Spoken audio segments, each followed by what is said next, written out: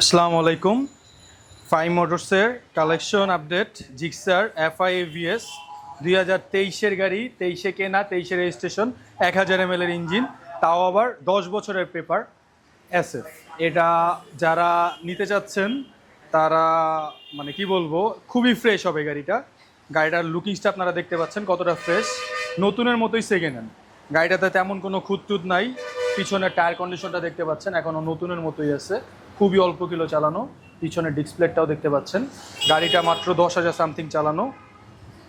গাড়িটার ইঞ্জিনটা দেখতে পাচ্ছেন 1000 ml এর ইঞ্জিন, খুবই ফ্রেশ।